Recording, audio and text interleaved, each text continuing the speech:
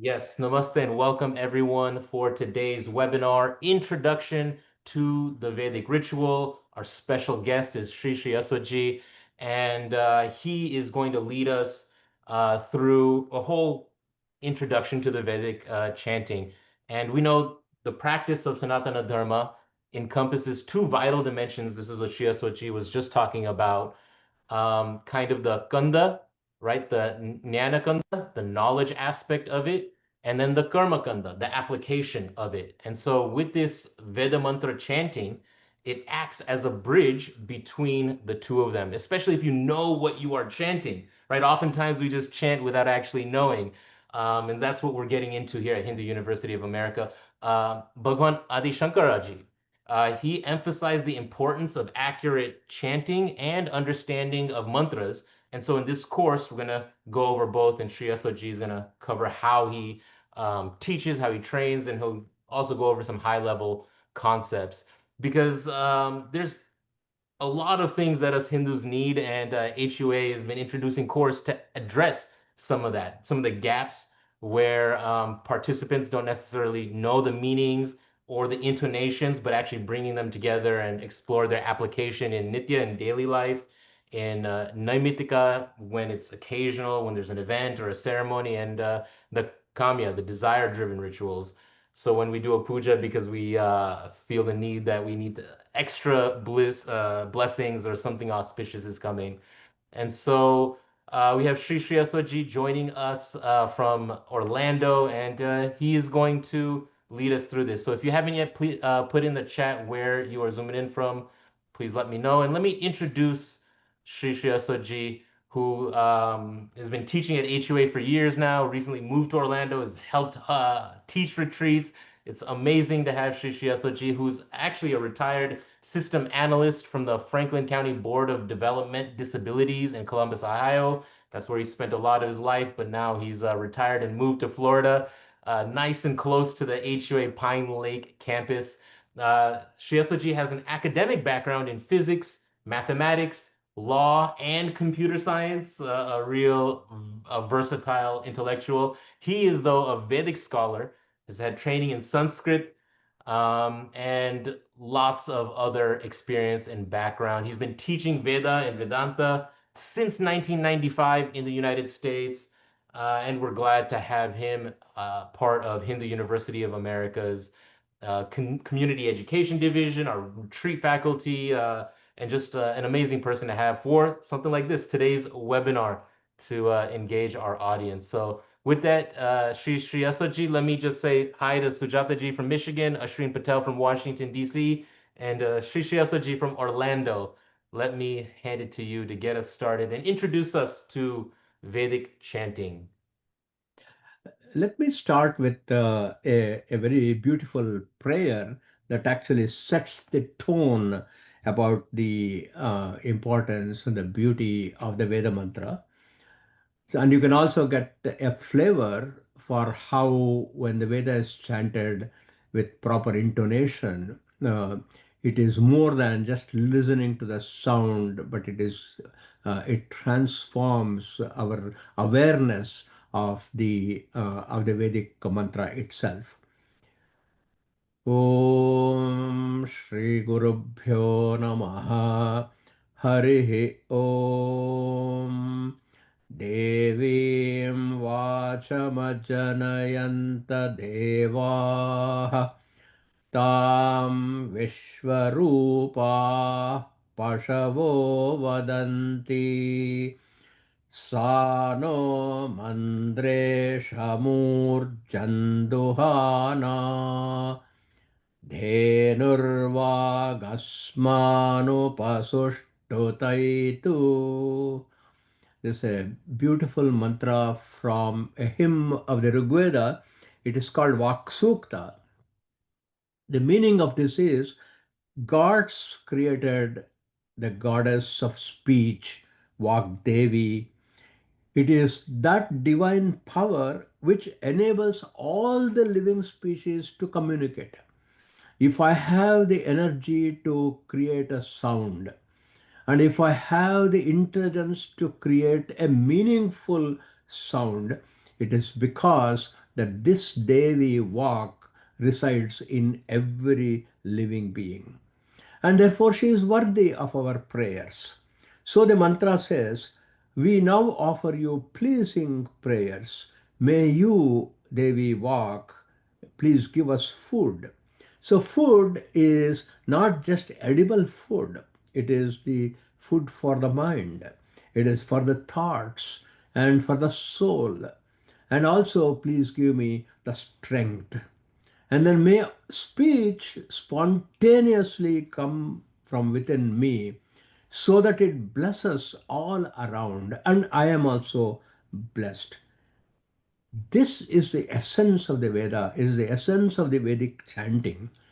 The Veda itself says in a section called Taittiriya Brahmana, when we get into the course, I will talk to you about the classification of the Vedas and what each one means. Sahi Shri Ramrta Satam. So it is the treasure, an immortal treasure of the noble people. It, suppose I ask a question to myself, what is the qualities of a noble person? So we just say it's a moral person, is a social person, he is a pleasant person, but actually the Veda mantras take us more deep and actually provides the benchmarks for nobility. It also enriches our lives. It gives us company of noble people, the satsanga, and also it relieves stress for us. We call it as Shri Dhritihi, Smritihi, Kirtibihi. It gives us wealth. Wealth, not material wealth, because material wealth, money comes and then goes. But there are certain other wealths, such as knowledge, such as friendship, love of our fellow beings, wonderful family. And those are the wells that come to us and then never deserts us. We get that. We get stability. In fact, we have been bombarded with so much of difficulties that are going on all over the world. There is natural calamities. There is calamities created by humans. We see the strife in the Middle East. Heard about the accident, a terrible accident in India. So all of those things do affect our mind, do worry us. And especially if any of our own um, friends, relatives are involved in that. So how do we make sure that we do not lose our stability? And Veda and Veda chanting provides that. And it has enormous enthusiasm and a zest for life is created. Ankurji, I would like to open the floor for anybody to share what they think about Vedic chanting and then how this could be of interest to them. I think it will be nice to have a little comments from our assembly also. If there is anybody who has already studied the Veda and want to enhance it, or if people are looking for the Veda, or some people think that there is a popular or a religious misunderstanding that some of the people like women or others cannot chant the Veda, and such concerns could be there among our audience. And it will be nice if we open it to everybody to chime in and we can have a nice conversation. Of course, as far as the syllabus and what we learn, it's going to happen anyway. Yeah, absolutely. So please raise your hand in the participant window or type something in the chat and we can engage. We have a Q&A box. Questions can just go there. Um, so Shumnaji is just asking and saying that they just want to understand the correct way to chant. Is there a correct way to chant? What is the correct way to chant? I think a lot of questions Yes, there. wonderful question, excellent question. In fact, that is something will be all through the course. Will be focusing on correct chanting. The When we do speak with an intonation, and the more than the words we use, the way in which we speak those words convey what we actually mean. Let's take an example. Suppose there is a sentence, he is a good man. And that sentence, by just chanting the way in which the words are spoken, he is a good man. And then, it could be in a sarcastic way, which means the very opposite. So, therefore, the Veda mantras also have a correct way of chanting. And then let me share a Vedic story with you. It appears that there was a demon. This is a Vedic story from the Rig Veda, the most ancient of our texts. This demon, his name was Vritra or Vritrasura, the demon called Vritra. He was of the shape of a huge serpent. So what he does is he arrests all the rain-bearing clouds and will not let a drop of water come out of the clouds. So obviously it creates a great famine everywhere, and people will be starving and they will be dying. So Indra, the king of gods, actually slays this demon Vritra, and then he releases these waters. And after that, the world was comfortable because it got enough rain. But then this Vritra had a son, and that son wanted to avenge the killing of his father, and he wanted to kill Indra, and therefore he performs a yajna. He goes to his teacher, his guru, and says, please give me a mantra so that I can use that mantra to create a child, a son, who will kill Indra. So the Guru gave a mantra which goes as Tavendra Shatrur Vardhasva. Please note, Sushmaji, your question about correct pronunciation. Stavendra Shatrur Vardhasva. That means, may I beget a child who will slay Indra. But with the slip of the tongue, at the time of performing the yajna, he chants it as Tavendra Shatrur Vardhasva. Instead of Shatrur going upwards, he says Shatrur goes downwards. It actually meant the opposite. Let me get a son who will be slayed by Indra. And therefore, the answer to your question is, in this course, we will focus on accurate and correct pronunciation of the Veda mantras. And especially, I will be giving the meaning of these mantras, and you will be able to glean how a mispronunciation can almost give a wrong meaning or an opposite meaning. So it is very important that in the Veda mantras, we learn how to chant. So how can this course help in your mastering the perfection of the chanting?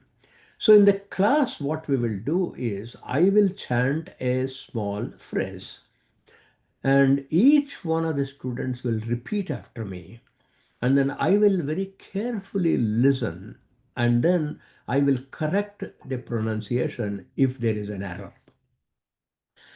Let me comfort you right away that in the class, when you are actually chanting, even if you make a mistake, it doesn't matter because you are learning. But when you use it in ritual, in the live rituals setting, then we have to be careful about how we chant the mantra. It has to be accurately and correctly chanted, of course, to the perfect tune and to the perfect rhythm also. So we are going to see how to chant. We will also see the purport of all the mantras. So it is not limited to just learning how to chant, but we will also experience the use of that and the meaning of the mantras, and we will also look at where those mantras are applied in our daily, as Ankurji mentioned, Nitya, or an occasional Naimittika performances. Plus, there is in Orlando, we have a very beautiful uh, campus and a retreat. Ankurji, if you can make um, some observation about the beauty of our campus where we will have the retreats, I think our audience will enjoy hearing from you. Yeah, so the campus is called, it's at a place called Pine Lake Retreat. I can actually share screen and maybe share some video, photos of. It's about 300 acres. It's about 60 miles outside of Orlando. There are 13 chalets like this one on the left, or I can open it up and just look at the photos of the whole campus. Lots of different facilities.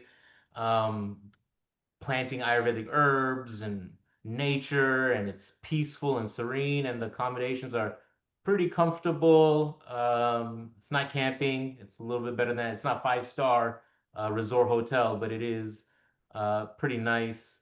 And then we have kind of the office, and let me get here. Office classrooms are in there, and we've turned one of the. It used to be a chapel into a library and a space for doing rituals. Where actually SriAsuji inaugurated the campus when we officially acquired or signed the MOU to host our offices there um, back in 2023. Actually, huh? That was 5 years since we got it. Anyway, so this chapel no longer is a chapel; it's a library and office space and ritual space. So need to update some of these photos, but overall, this is the.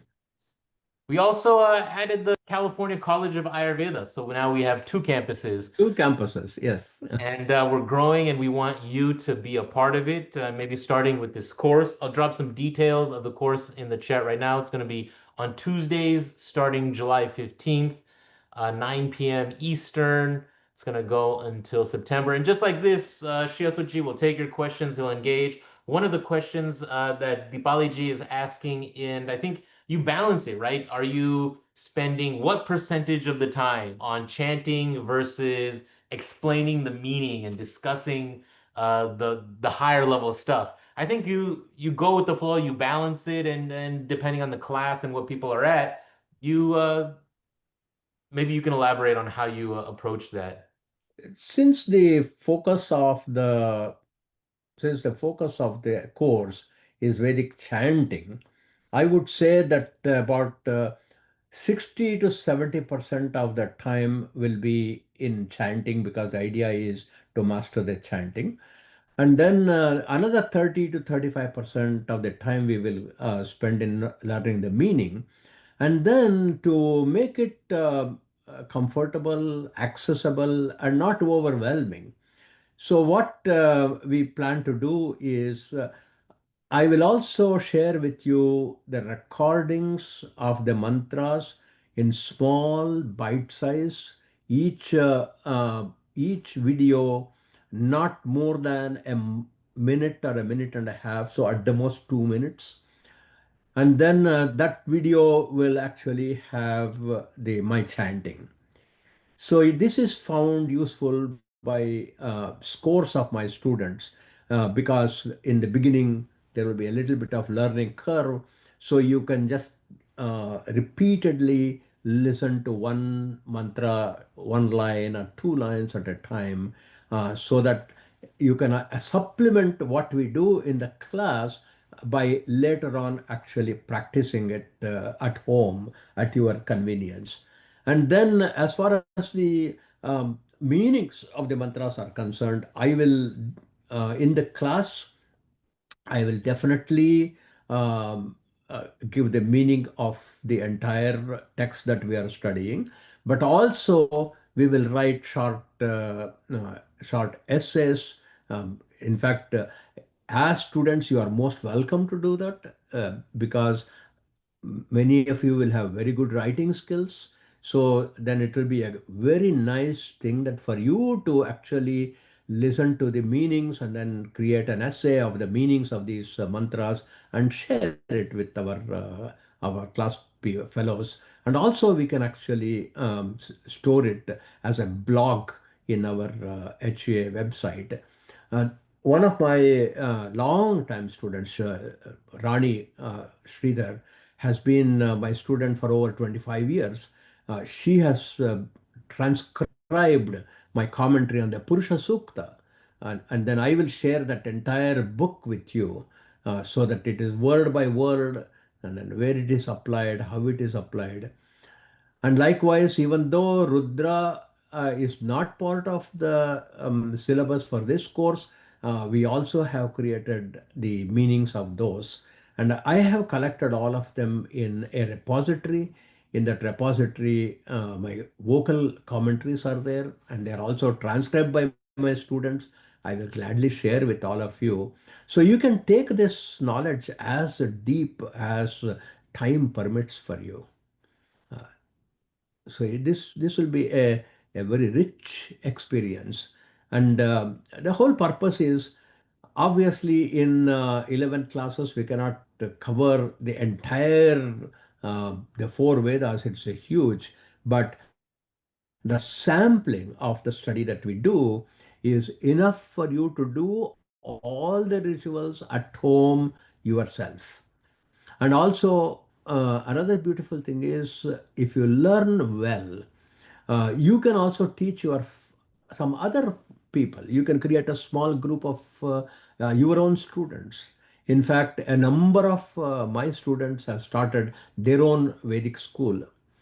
One of the one of the very heartwarming one of the heartwarming experience of my teaching is I have a student in Slovakia. I have not even seen him, but he actually learned the Rudra mantras from my recordings. And then he actually is in constant communication with me, even though I have not seen him. But what he has done is he is organizing the chanting of the Rudra mantras in once in a month in different capitals in Europe. So you can imagine where and how much you can do with this material. I have a student in Columbus who is teaching a group of students in Chicago, in Dallas, in San Francisco, and then in Toronto. I have many students who have learned the Veda and then they are sharing their learning with their close friends, relatives, and family. So that this is not the end of learning a few mantras, but it will take you much further. A lot of benefits in this. And again, when we can also organize retreats in our campus, and then you're most welcome to Orlando. We can have like an in-person chanting, performing of the various rituals to enhance the experience of your learning the mantras.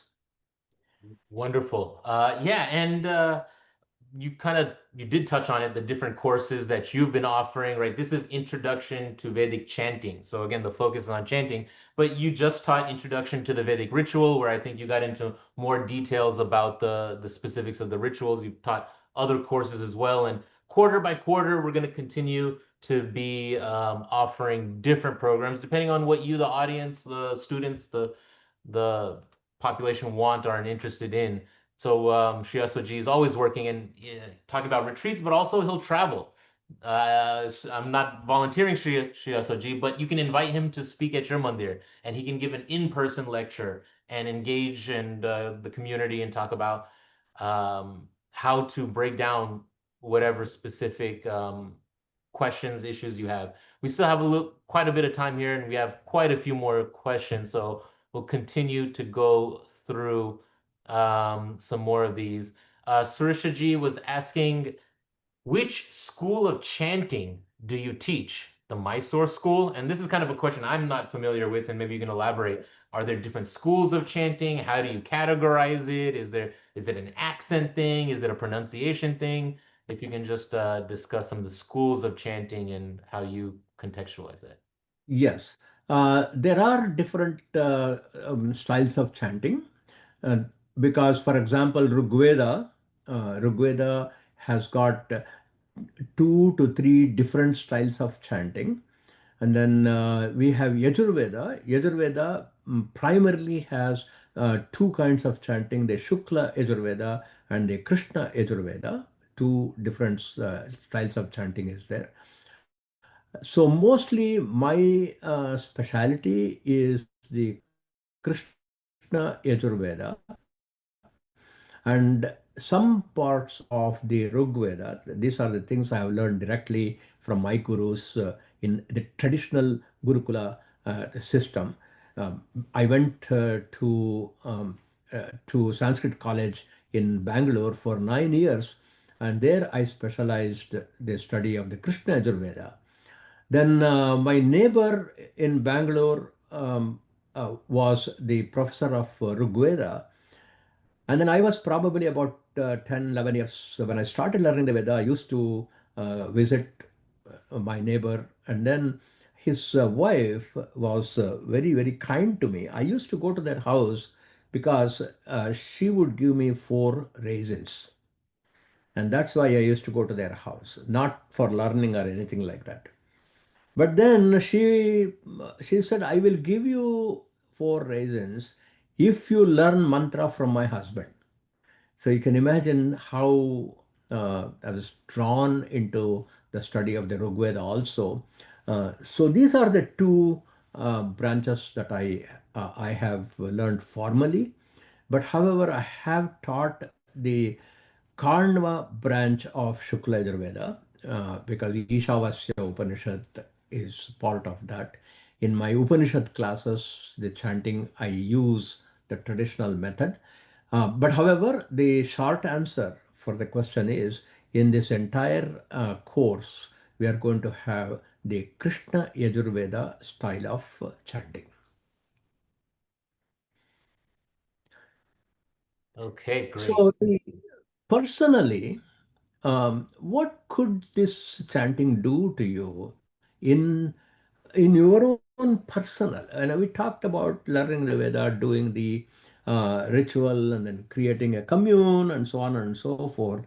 But will there be any tangible way of measuring what would happen to you personally? I want to share my personal experience to you. I spent the last 35 years in Columbus, Ohio before coming here. And we lived on the west bank of a beautiful river. This is called the Scioto River. And because there were a couple of dams built across the river, we used to have this river full all the time. And especially in spring, it was the most serene and beautiful area.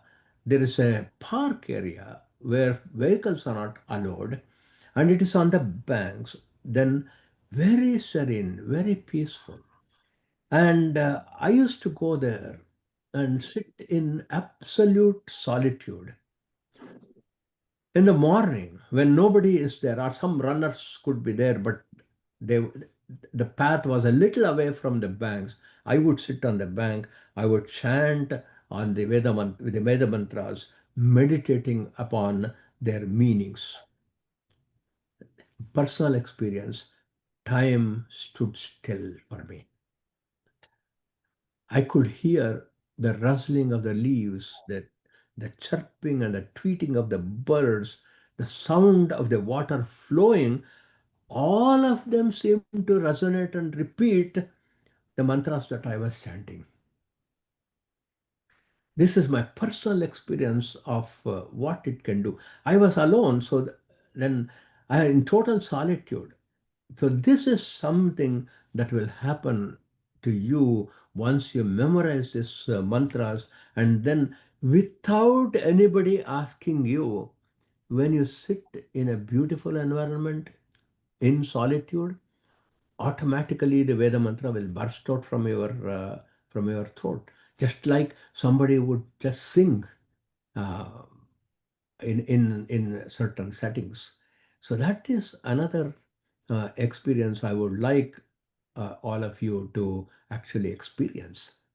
And one more person I'd like to share their experience after taking your course. We have Shantaji from Canada. Shantaji took, I think, this specific Vedic chanting course you mentioned. Shantaji, why don't you share your experience and how this course impacted you and what you learned and how you felt about it? Sure. Thank you so much. Thank Pranam, Guruji. you. Actually, um, he's my most favorite teacher at HUA. And I address him as Guruji because he's real Guru. I have taken all 4 courses he has offered so far and waiting for his next offering. I'm greatly impressed by the wealth of knowledge, his wisdom, and how he connects all these scriptures and cites examples from all the scriptures, not just one. I mean, it's amazing. You can only taste it when you take this course. Any course he teaches, I just, I just, I'm in awe and wonder. Wow. So that's the kind of feeling I have always had. And he's very humble, ever ready to share his knowledge and answer any questions, any dumb questions also, because no question is dumb, but he never makes you feel that you are asking something very trivial. He encourages and inspires uh, learning of Veda chanting in the simplest and the best way. Because I had no clue of Veda chanting, and I have been able to chant it hopefully um, properly because of his way of teaching. And I consider it my good fortune for having taken Ashwatji's course. And I always thank HUA for that, for putting me in touch with Guruji. And you will appreciate actually what I'm saying only when you experience the richness of his teaching, his knowledge, and wisdom. It's been very transformative for me, and it has provided me with lot of strength, inner strength, even through my hard times. So this is the effect of Veda chanting to me. So I would really want everyone to experience Guruji's association, never mind anything else. You just feel as if this is this is it. So this is my true feeling I'm sharing with those who are listening to me. So please do take the course, and you will know what I'm saying. You'll experience it. Dhanyavad. Dhanyavad. Thank you, Shantaji. Awesome. Thank you, Shantaji. And I have a little poll going. Let us know if this is your first HOA webinar. If you've taken a course at HOA like Shantaji, I think Shantaji's taken a lot of courses. So her saying Shiasuji's her favorite faculty is definitely a big compliment. But that's what we're trying to do at Hindu University of America, offer different courses, different present and give platforms to Gurujis like Shiasuji and connect you as the audience and students to them. Kumuji is up next. Let me answer a few questions. So I'm going to end this poll about webinar attendance. You can just share the results. You can take a look at who's joined us, and then I'll launch a poll about the course itself shortly. So Jyotiji had asked, can ladies be a part of the course? Of course. Shantaji is a great demonstration of that, and Shiasuji gets into a lot of those misconceptions or things that people have heard for whatever reason, and just addresses it. So that's one of those questions. There was one other one that I wanted to take before we get Kumuji on board. Who's this? Shri Kumar Rao. Is it possible for me to receive one-on-one coaching? I have a busy and uncertain schedule with much travel. Can this coaching be done over Zoom? Well, our program is over Zoom. We teach the courses online. It's in our learning management system. So if you miss a course, the recording is available and Shiasuji is accessible. So I don't know if you need one-on-one coaching, but you can enroll in the course and hopefully you can make a majority of the courses sessions when it's happening. But if you have to catch a recording, you can do that, still follow the assignments, and then Shiasuji will be available to you as your teacher, as your guru, as a resource. So Shri Kumarji, please just enroll in the regular course and see how it goes. Maybe you haven't taken a course at HUA. This would be a perfect one for you to start with. Um, yeah, Jyotiji, great. And one more thing, maybe in the learning management system, what we share is week by week the Zoom link, the PDFs, and Sri Aswaji, are you have, like you're saying, it's only 11 weeks. You can't teach your class how to chant everything, but how do you decide which stotras or which what you focus on, and then how do you share it online? It's the transliteration is there, the English, the Sanskrit, it's uploaded, it's accessible. All of that is managed week by week. And for a small fee of $200, it's a 1 credit unit course. So 1 hour a week, plus maybe 1 hour of personal study time. So that's a little bit of background. Shriyasoji, if you want to just explain this a little bit more in your process. So there were two questions or two observations. The first observation was about is everybody able to learn, women, and then also we have court caste exclusions. So this is a constant question that comes about a recurring question, the caste question, and also about the question about women, whether they can learn or not. So the somehow I would guess, I'm not sure about the history. I There was a time when everybody was empowered and everybody was taught. Everybody was initiated in the ritual of Upanayana.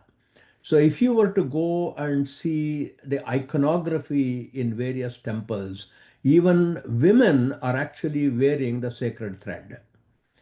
So perhaps from the Muslim invasion, Islamic invasion, uh, for several reasons, they started disenfranchising and then wanting to protect the knowledge, and because they were afraid that any school, Gurukula, where Vedic teaching was going on, probably they were killing the teachers. So to protect themselves, they might have brought all these restrictions. But now times have completely changed. So I am reminded of a beautiful anecdote in the life of Swami Vivekananda, because it was Swami Vivekananda who demystified all this and said everyone should learn the Veda. In fact, he picked up the mantra from the Shvetashvatara Upanishad and he said, Krinvato, from the Rigveda, and he said, Krinvato Vishwam Aryam. We have got to make the whole world know what is the Veda. So one person challenged Swamiji, can you show any authority from the Veda itself that everyone has the right to it? So instead of our taking a position saying that, oh, everybody should learn or everybody can learn, let us see whether there is any internal evidence that everybody can learn. Please see, in the Shukla Yajurveda, one of the branches of the Veda is Shukla Yajurveda. In Yajurveda, there are two branches, Shukla and Krishna. In the Shukla Yajurveda, in chapter 26, mantra number 2, I'll give you a straight cross reference. In that, there is a beautiful mantra where the Guru is instructing the student. Yathemam vacham kalyanim avadanti janebhyaha brahma rajanyabhyam shudraya cha aryaya cha swaya charanaya cha. It cannot be more clear. The mantra itself says, from the Veda, the Guru is saying, just as I am speaking these blessed words, That is these blessed mantras, Kalyanim Vacham, to people without any distinction whatsoever. In the same way, you also spread these words among all men and women, among Brahmins, among Kshatriyas and Vaishyas and Shudras, and even those who do not come under the classification, any of these four castes, your own and others. I already gave the example of my student in Europe.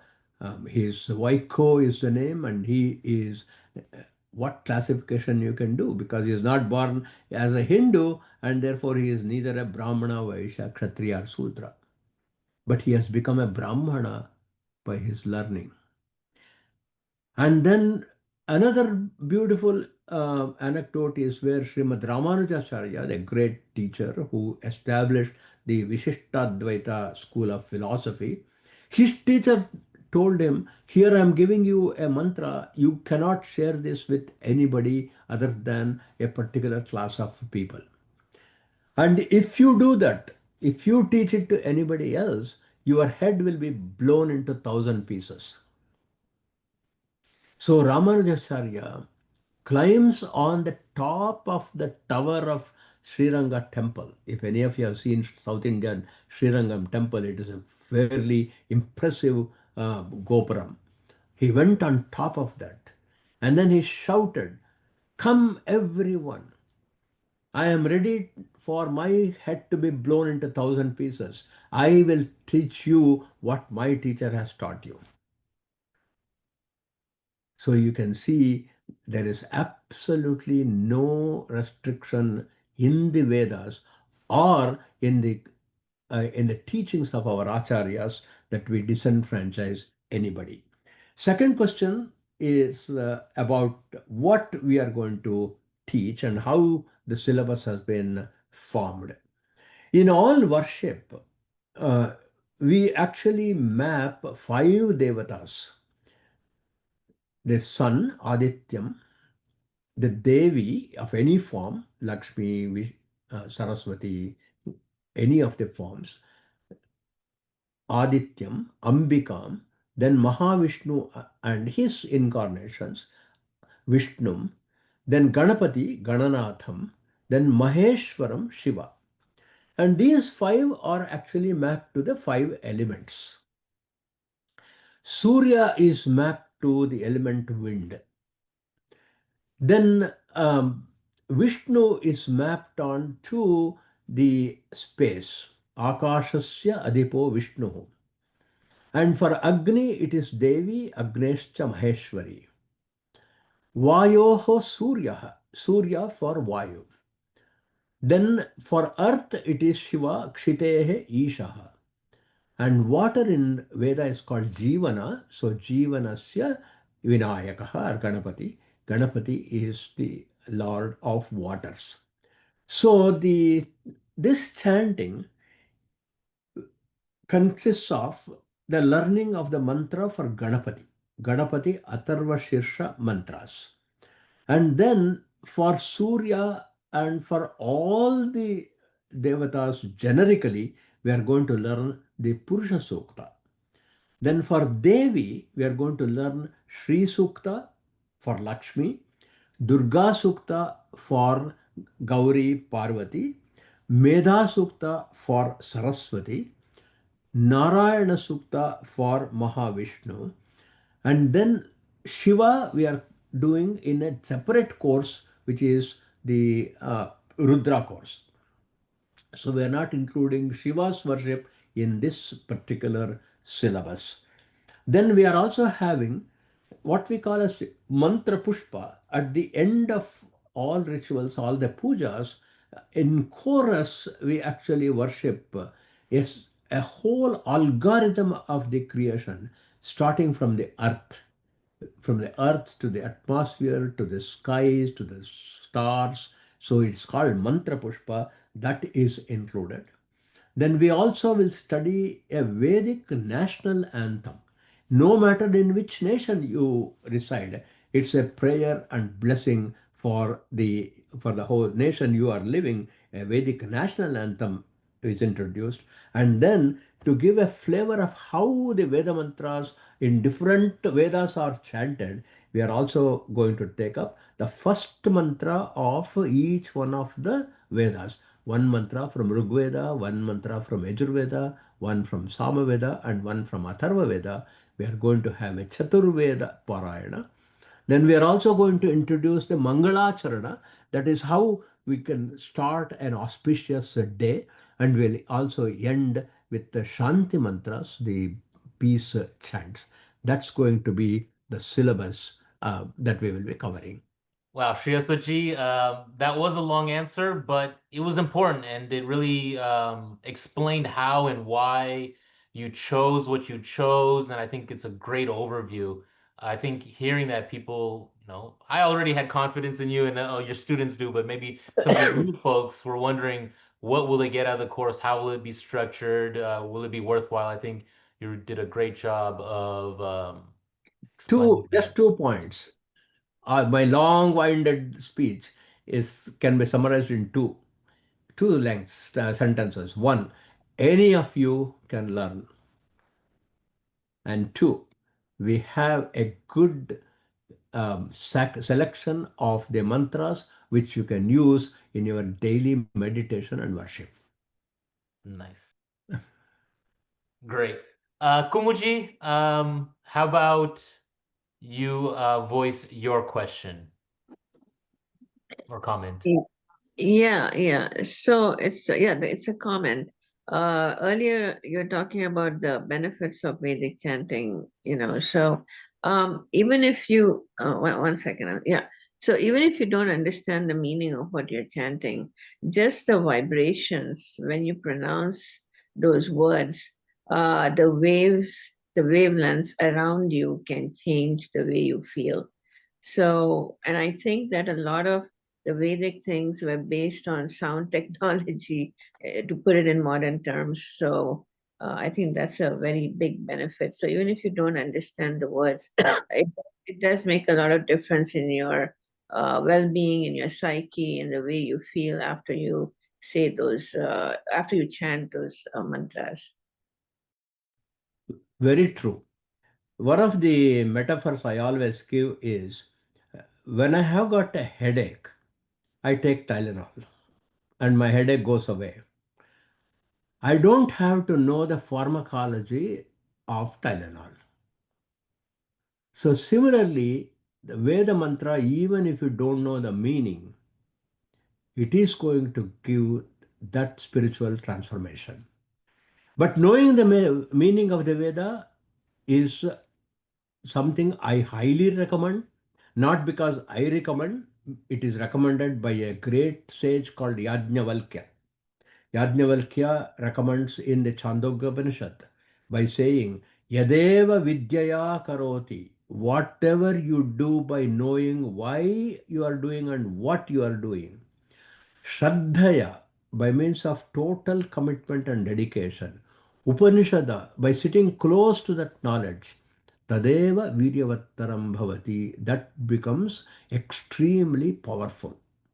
So while a mere chanting of the Vedas actually gives all the benefits of knowing the Veda, you will get something more than that. You will get an understanding. You will get the rationale as to why we are chanting.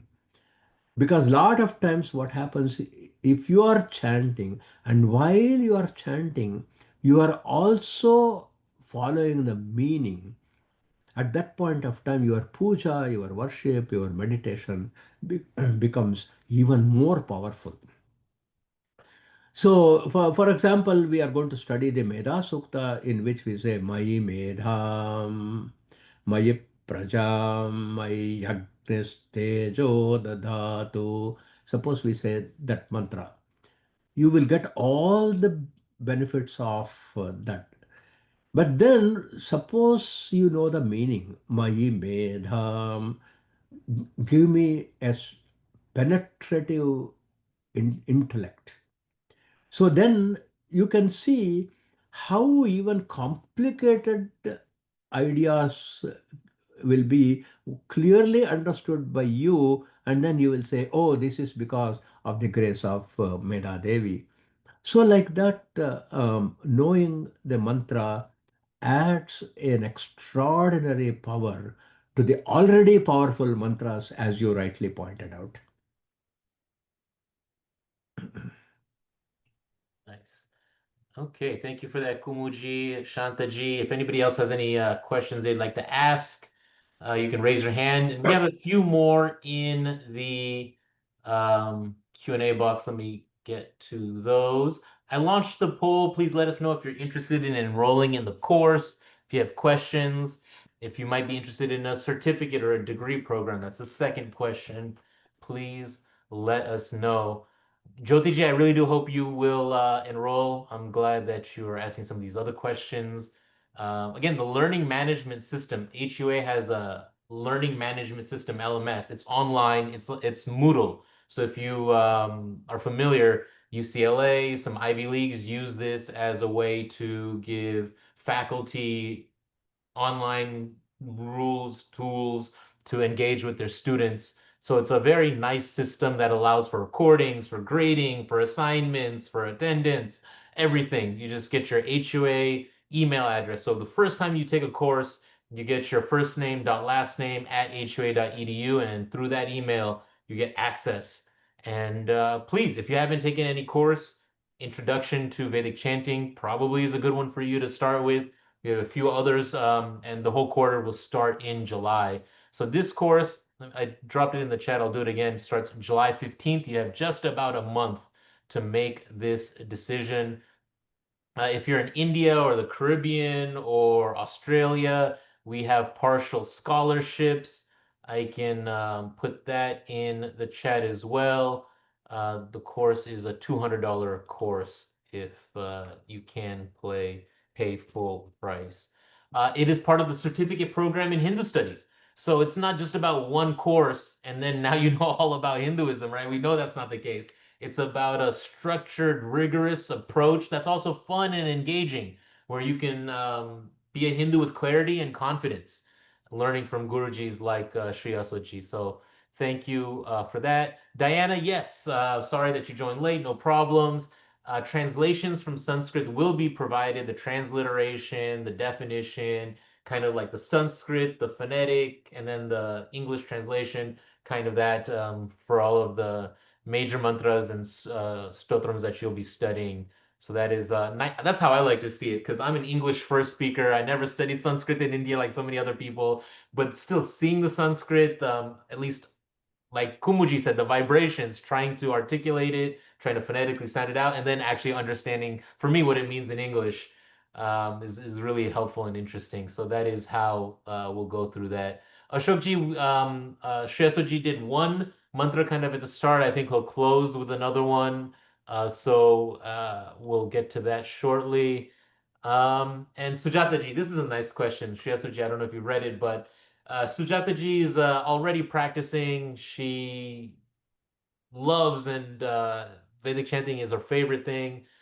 But can you tell learners what general living karmic principles, rules to abide by that will actually help in the chanting, in the release from the cycle of rebirth, in the progression? What are some of those tips, the karmic principles and rules that might be help, especially living in this Kali Yuga? Thank you, Yes, Sujata ji, now, for that now we are question. getting into the realm of Dharma Shastra. So, yes, a disciplined life is always conducive. But however, I can hear that should we observe certain disciplines about eating, drinking, etc. If some of those questions are there, their general instruction given by our Upanishads is that as long as what you consume is pure, ahara shuddha, and then secondly, you bless the food and then recognize that this food is the result of the entire cosmos coming together to produce that one grain of food that I'm consuming, so that awareness of the universe completely participating, and eat that gratefully. So therefore, there is no restriction on diet. The reason is, even in the earlier days, the Kshatriyas are allowed to eat meat because they need that proteins for, so that they can actually be strong in combat. And but it is, suppose you want to take to a really strict religious life, as I do personally. I do not eat meat, I do not drink alcohol. So then that is really a personal choice. It has nothing to do uh, with with the karma, because karma can be neutralized by jnana, by learning and knowledge, as Sri Krishna says so clearly in the Bhagavad Gita.